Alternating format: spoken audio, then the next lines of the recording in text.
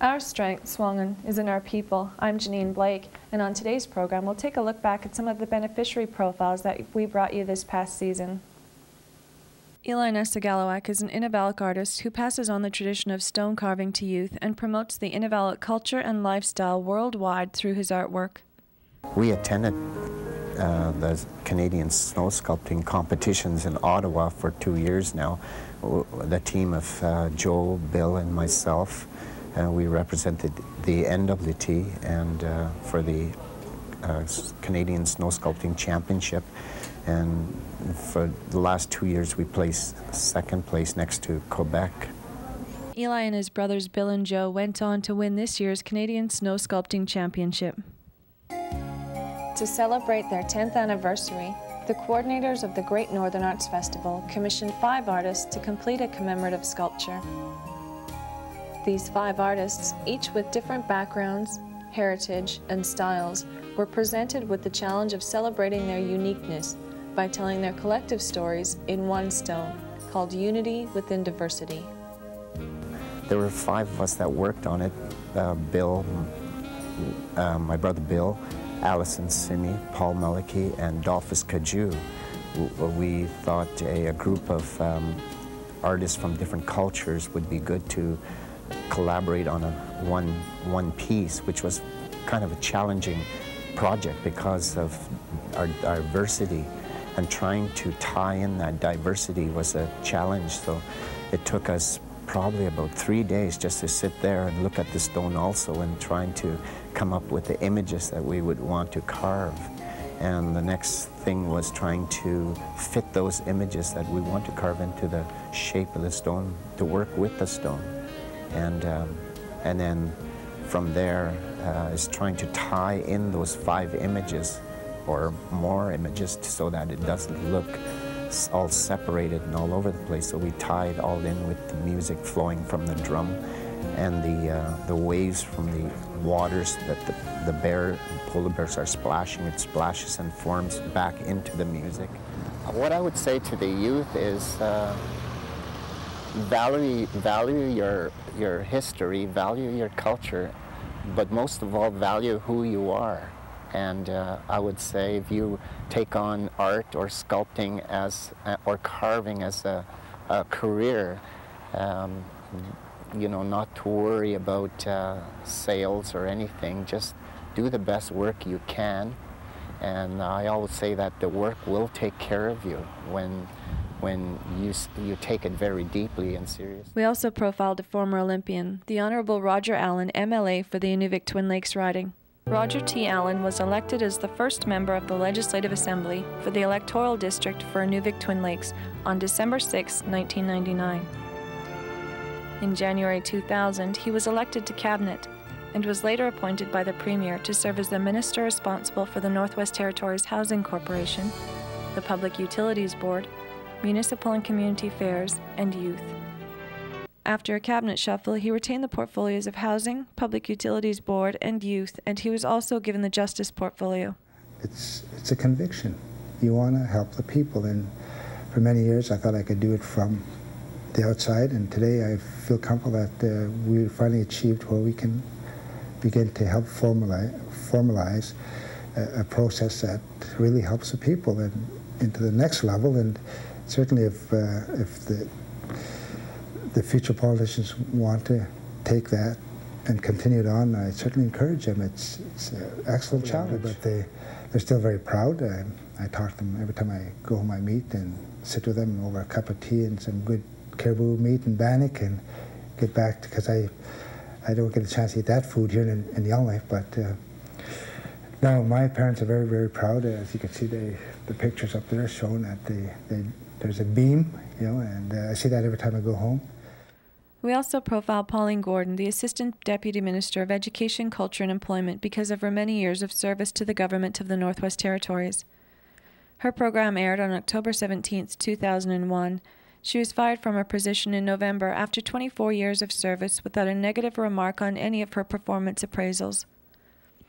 Pauline Gordon is the Assistant Deputy Minister of Education and Culture for the Department of Education, Culture and Employment. She began her career in the education field as a classroom assistant. She became a teacher, a vice principal, an instructor at the Arctic College, an assistant director, and later the director for the Beaufort Delta Education Council. And I worked quite closely together on a number of issues. They ranged from helping to make sure that as many kids as possible could access school in their home community. And that was one of the major areas.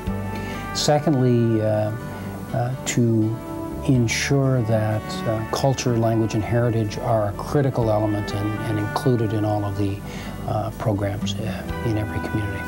Those were a couple of the major issues. We worked together through teacher strikes and a whole bunch of other things. But those were kind of two major areas that we worked on together.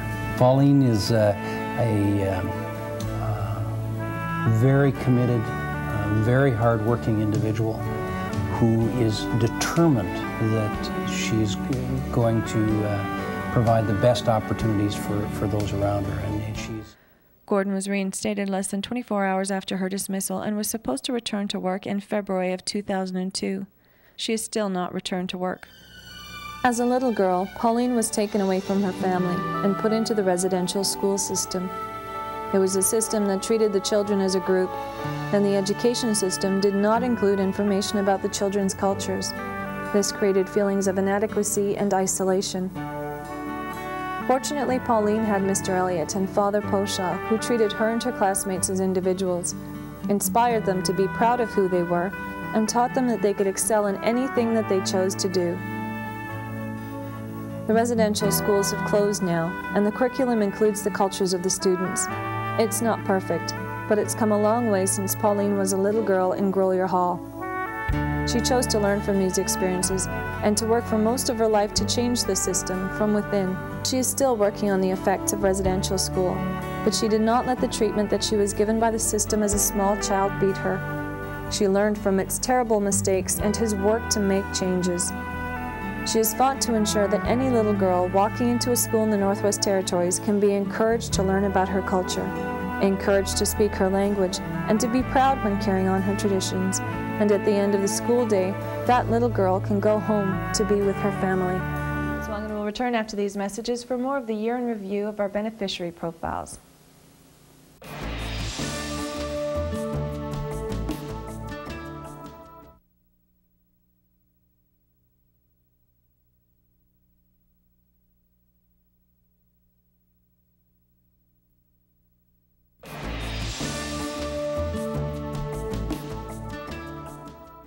Anne Kasuk is the Executive Director of the Inuvik Transition House Society.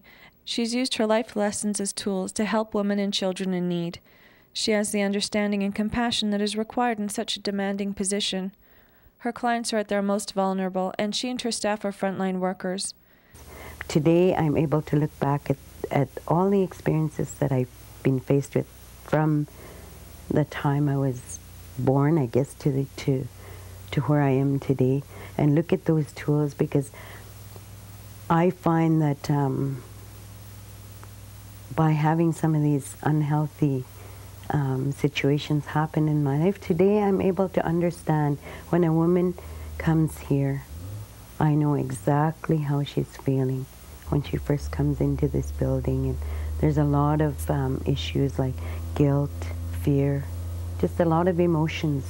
And I'm able to use my own experiences in life to walk with her right from that level and to walk her through until she's feeling a lot better about herself. And so today I use like all my own personal life experiences as my tools. The Take Back the Night Walk began at the Ingamo Hall Friendship Center.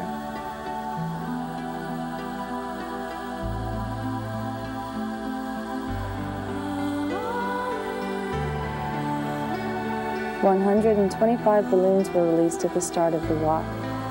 53 of these balloons were white, and they represented the number of women that used the shelter services this past year. And the 72 colorful balloons represented the children who stayed at the shelter." The Take Back the Night Walk is held annually, and Anne was one of the organizers. The walk raises awareness about violence against women and children, and the hopes of those who participate is that it will promote lifestyles that are free from violence and abuse. The walk began on Inuvik's Mackenzie Road and was concluded at the Aurora College, where Anne's daughter Marlo read a poem during the candlelight vigil.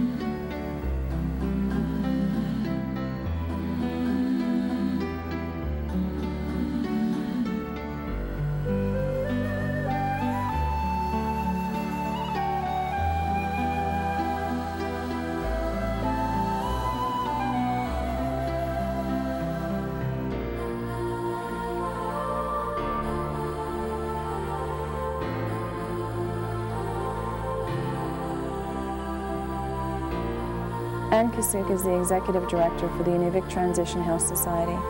She's come full circle. Anne hasn't always had an easy life. As a child, she faced hardships dealing with her family's unhealthy cycles. She had to become a caregiver to her family as a young girl. Later on in life, Anne herself repeated some of the unhealthy activities, but she later made a conscious decision that she did not want her own family to have to endure the hardships that she did. She broke the cycles, and she uses the lessons that she learned as tools, and she puts them into practice through her work. Anne has been given many wonderful gifts. She uses her beautiful gift of music to express her emotions. She uses her compassion to help those in need, and she is a caregiver to her family, her friends, and to those most vulnerable. The women and children who arrive at the shelter needing safety, understanding, and care.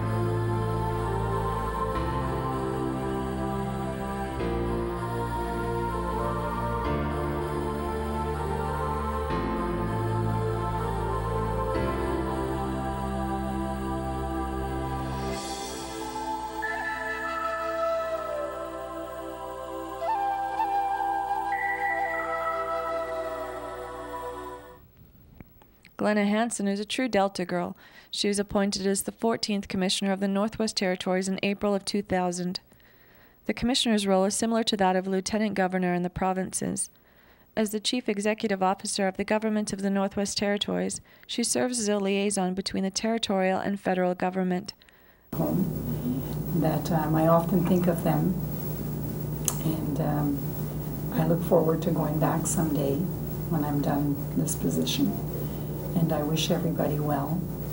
And I thank you for taking the time, and I'm so honored that you would even think of me to do a profile on me. Like, I'm truly honored, and I thank you for that. Glenna is well known for her service on various boards. She's originally from Aklavik. Speaking of Aklavik, we spent a day at the Moose Kerr School and spoke with the first Aboriginal principal that is from Aklavik. Velma Lisiak was a social worker for many years before she decided to make a change to education. She credits Sarah Jerome as one of her mentors because of Sarah's work in the principal's position at Moose Kerr School. I'm very honored to be the first Aboriginal principal from our community. We've had other Aboriginal principals in our community from outside of Aklavik, and one person in particular is Sarah Jerome, and she's been a really strong role model for me. Perceive so much from her strength and her wisdom as an educator, and I thought, that's a good role model, and if she can attain that level, I'm sure somebody in this school can do that. And when I looked at the time that I've been in the school system since 1993, and I used to wonder, some of our teachers had the ability to move forward, but nobody took the opportunity. And I thought, well, I think somebody needs to, and if Sarah can do it, so can I. And I kind of pushed myself that way, and it's through her encouragement, from Pauline Gordon, other people in the community, that I just went forward and tried, and I'm here. I arrived here in September of 1996 as the principal of the school, and Velma was the school community counselor at that time. So without her assistance, and also the assistance of the school secretary, Judy McLeod, I was very fortunate that those two people were in place, because they were sort of like the two people that mentored me and gave me all the guidance and advice that I needed in order to work here at the community level. And I really, really appreciated that. And I have an opportunity to say thank you to them, because without their help, I would not have been able to succeed that first year when I arrived here. I would, oh my gosh, I'd invite them wholeheartedly, please get into it, because, you know, we always look back, and I reflect on the early 80s when the education department wanted to look at 50% Aboriginal teachers, and the numbers can go up and down, and we need the young people in our schools to focus on that and not to be afraid to come out and say, I need to be a teacher, or I want to be a teacher, because they can. You know, it's hard work and determination. They'll do it.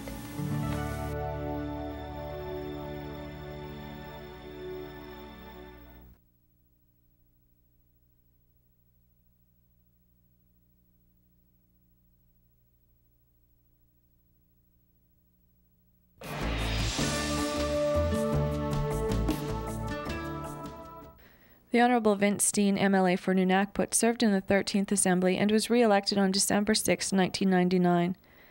Vince and his family live in Tuk. We spent an afternoon with him at his home there. He's a cabinet minister for the government of the Northwest Territories. He holds the portfolios of Public Works and Services and Municipal and Community Affairs. Vince has served on many boards and continues to work for the people of Paulatuk, Sax Harbour, Holman and Tuk as the MLA for Nunakput. The second term wasn't quite as much of a question. It was, like I said, it was more a job that needed to be completed rather than a new challenge. As a cabinet minister, I have more opportunity to control my own time away from home, so to speak. My wife still teaches here, my kids still going to school here, but they're growing up too. And it's not so much just being away from home anymore, it's a sense of trying to complete a job now. But I enjoy it. Little time I'm at home, I enjoy it. It's so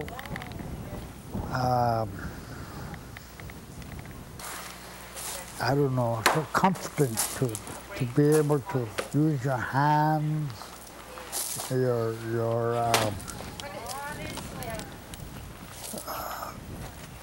do manual labor, you know, even cut wood, things like that, fix skidoos, well, actually, I'm a Mr. Fix-It, and every time I come home, there's things to fix, every time, so I enjoy that. To me, it's relaxing. It relieves all the stress that might build up on me through politics. It's really relaxing. I don't have the opportunity to do this in Yellowknife because I don't really have a home in Yellowknife. I have an apartment. Somebody else fixes everything. So here I get to fix things. I like that. In the winter time, I can go skidooing, hunting. Summertime, my boat. I don't have that in Yellowknife. So I don't have the ability to really relax in Yellowknife. Well, I would encourage them if they feel politically inclined, you know, to help resolve the community problems. I would encourage them to take part, you know, speak their mind, but as long as they're cautious enough to do their footwork before they open their mouth, and then speak what they find, and try and well, influence the decision makers until they become the decision makers themselves. So take part in the community activities, take part in the meetings. You know. I would encourage that. I think it's good for them, it's good for their mind. They're not going to always win. There are going to be many, many times when they lose. But that's politics. That's the democratic way. You don't win all of them. But as long as you win the major ones, it's good. If you lose an election, make sure it's a small one. Thank you so much for talking to us. Still in Tuck, Erwin Elias was our only youth profile this year. Erwin and Verna live in Tuck with their son Dawson. He works with the youth there and he has many interests that include Arctic sports, hockey, volleyball, and he enjoys singing and learning to play the guitar. The youth coordinator in Tuck, and what we were doing was opportunities. The opportunities, getting together and forming NIYC, the growth. Like the more we get together, the more stronger we can be. Have better access to funding from NCPC, etc. Leadership, be able to show more leadership. We'll have more strength as a group.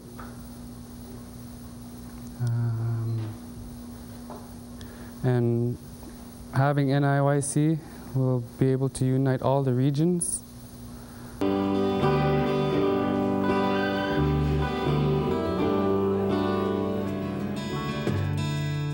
Talking with such a young person who's already so accomplished in many things made me want to show Erwin to our Innivallet youth, to show them that there are many things that they can do in their home communities, no matter how remote they are. His attitude towards life is a testament to choosing healthy activities, carrying on our traditions, and a commitment to lifelong learning.